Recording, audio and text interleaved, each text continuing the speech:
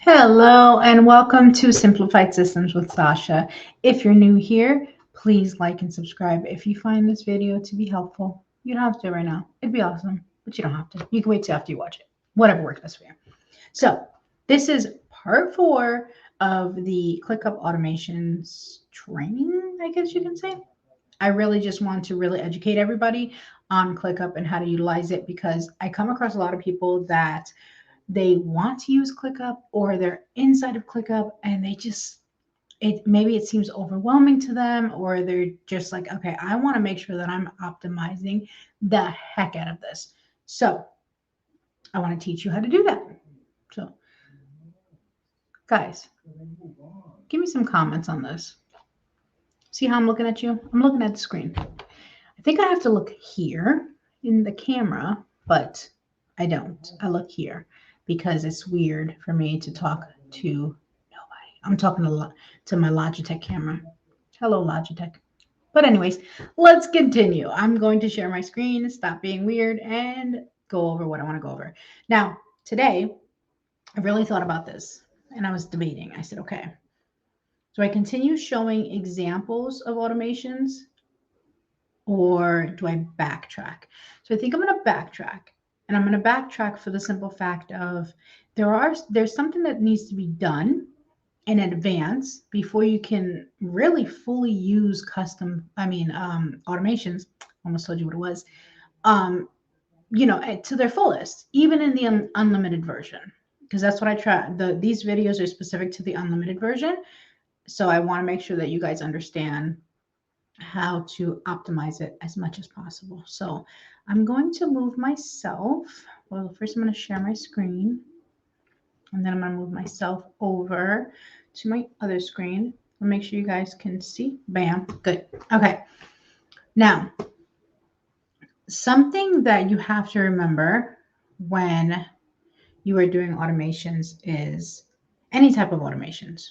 This is automations within ClickUp, automations within a ClickFunnels, within anything, any type of automation that you're setting up. You have to make sure that there's information set up and created first. Because if you don't, and you set up an automation for something like the last video, we set up the email automation, right? Let's go into that real quick. So we set up the email. Where is it? Did I not set up the email automation? Oh no, I couldn't. I forgot. But I couldn't do it because this is I didn't have an email that was attached to the task. But you'll see what I mean if you go into the other video. But if I went to the email and I went to do it, actually, exactly why I couldn't do it. I couldn't do the email automation that I was showing you how to do because I didn't have an email section set up here in order to do that. So that's a perfect example, actually, on why it's important to set certain things up first. So what does that mean? Here you can see we have a plus sign. These are custom fields, basically. Now, some things that I'm going to mess with, they might be limited because, again, this is the unlimited version, which ironically, some of the features might be limited, but we're going to see how far we can go. So I want to set up that email. Just say I wanted to set up, or I wanted it to, when something happens, I want, I don't know, we'll figure it out. We'll do it as we're going. So we'll say custom fields. We're going to go to the new columns or custom fields. I want to create an email section. So we say client email. Okay. We're just going to go for the one that I did last time. We're not going to make it complicated. So we're going to have this, and we're going to move this over. So now I'm going to set up the automation. Okay. So I'm going to go to the email. I'm going to set up the automation. I have to choose the email account. Now, if you did not see the last video, go back to the last video, part 3 of this series, to find out how to actually connect your email. So I'm going to choose that. Now, in the last video, this is perfect. In the last video, this did not pop up. Okay. And that's because I didn't have it set up. So in part 3, when I actually tried to set up the automation, I couldn't finish the automation because I didn't have this set up here. The client, just one extra column set up in advance. That prevented the automation from happening. Now that can happen in any program that you're trying to do automations in. If you're missing any type of information that it needs to pull from, you're not going to be able to actually set up the automation. So part 3 was a perfect example of that. And that's why I decided, well, let me go back so I can actually show you why that did not work. So here we have when the status changes, we'll say when the status changes, or no, we'll continue from the last one. When a task is created, and I gave the example in part 3 where I have an onboarding request form for one of my clients. They fill it out, and then it automatically adds the person inside of ClickUp for myself and the head of concierge team to actually start running the person through onboarding. So one of the sections on there is the client email. What happens is when they fill out the form, it automatically creates a task inside the designated folder, list, whatever. And then that person that gets added based on the information gets a welcome email. Amazing. So there's so many parts that happen before myself or another team member have to even step in that the system does automatically. So in this case, a task is created. We want the person to get an email. So we say client 2 is going to go to the client's email. We want it to be, do we want to add anybody else on the email? CC is carbon copy. So do we want it to go to another department? Do you want it to go to department head? Do you want it to go to the CEO? In part 3, I gave you some examples of how to use that. So I'm not going to go over it again. And then, of course, BCC is blind carbon copy. So maybe I want the CEO to get a copy of the email, but I don't want the new client to know that the CEO got a copy for whatever reason, just for keeping that streamlined, high value service that you're trying to provide. You want to keep it clean, whatever. So you want somebody to see it, but you don't want the client to know that somebody else is seeing it. Okay. Now we have the subject line. So I want to say, welcome. And then in this case, we only have the task name. In the form that I'm talking about, there is actually 2 custom fields that says first name and last name. I have it to where it's separate. So that way, when an email goes out, I can click first name and say, welcome to Simplified Systems, right? So in that case, if I just put task name, and even if the task name is the new client's name, it'll say the full name. And we don't want that. We don't want them to know that this is an automated email. We want them to feel like we are welcoming them. Like we came in here and we were like, welcome, Sasha, to Simplified Systems, blah, blah, blah. We want them to feel like we literally came in here and started typing it up ourselves. We want it to be personal and streamlined and automated, but personal. So that's why if you want, and if you're going to utilize the automated emails, make sure you have a section for, at least for what I'm saying, that has the person's first name and last name separate. Okay.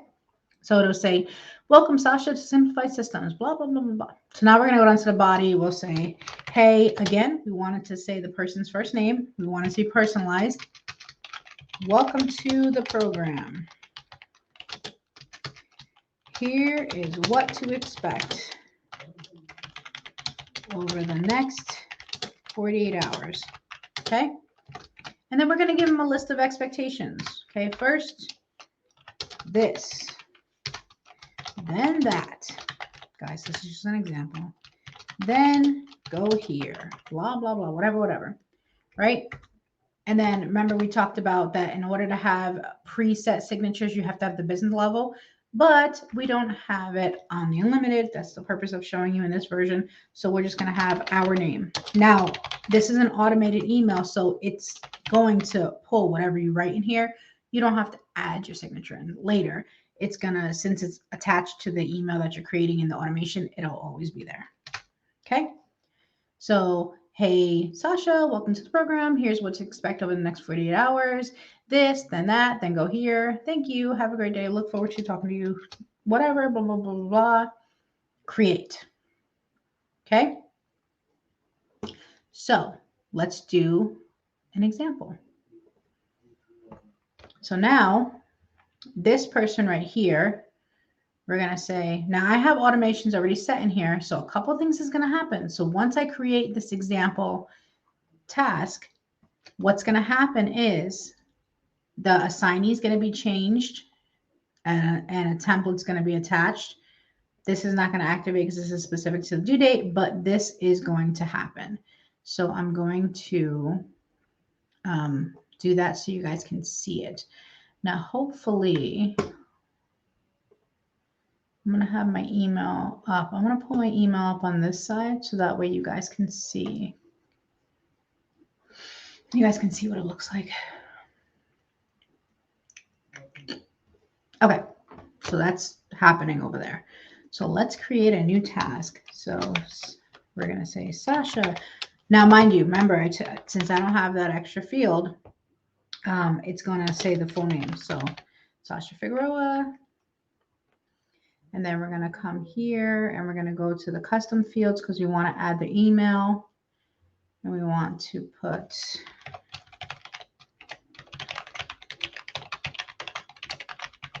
okay, so that's the email. Bam, that's there. And we're going to save. Okay. So now there are some automations already here, so things should happen. Let me check my email, see if it came through. Now you can see here, I was assigned to it automatically. The template that I set up previously was automatically assigned to it. And now I'm going to check my email, see how long it takes to get there. It's not there yet. So let's go into here and see. So I set up, oh, here we go, look. FFGvirtualservices.com. Okay. So it gave me a notification because I didn't authorize this in the beginning. It says that it did not send it, which is good. It's letting us know. But when the email does get sent out, it will show up here. And obviously it will show up in the person's email. But this is what happened. So you can see here a template that I assigned automatically got assigned to it. If my template had people previously assigned, they would be tagged there, and so on and so on. And then the email, if I just set this up recently, so if I would have authorized that in advance, it would have let me send, but it still says it here. It's telling me, hey, the following email was not sent because this was not authorized, but it would show up here. You won't just have like just being left hanging. What happened? Did they get it? I don't know, blah, blah, blah. And then, of course, I will be doing more trainings. And actually, I think I have videos already talking about actually utilizing the emails inside of a task. So definitely check it out. I'm going to review and see if I do. And if I don't, I'm going to create them for you guys. So let's look where we're at on time. Perfect. Okay, so we're going to actually end it there. I'm going to bring this over so I can see. Okay, so aside from that whole, I didn't authorize my email, which happens, you guys saw how to go about setting it up. And I will make sure that when I do the next part, that because that is a training workspace. So some of the things are not set up yet because I wanted to set them up with you guys. So there's a couple of things that I didn't get to set up yet because I want to show you. So it affects other things. But this is the whole point of this exact video, that those automations that we wanted to set up, if certain things are not set up in advance, you can't actually set up the automations. So right there you saw in part 3, I tried to send the email. It didn't allow me to send the automation email because I didn't have email as a custom field. This time I tried to do it and everything was good to go, but it didn't it didn't actually send out because I did not authorize my email that I have attached to it. So these little things you have to pay attention to, and this is why it's important for me to do these, because you might not know that that's something. And then you go to send it and you're like, oh my goodness, what is happening? Why is this not working? This is broken, blah, blah, blah, blah, blah, whatever, whatever.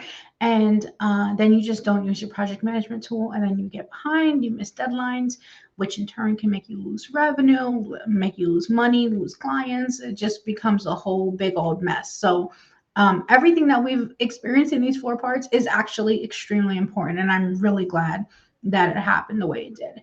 So stay tuned. If you found this video, what we did go over, if you found it to be helpful, please subscribe and to see more, and share this with any entrepreneurs that you know that it might be beneficial. Even if they're not inside of ClickUp, maybe they decide to switch because it's a better fit for them and their business and and when they scale and things like that. So thanks again for joining me, and have a wonderful, wonderful day. Thanks again. Bye.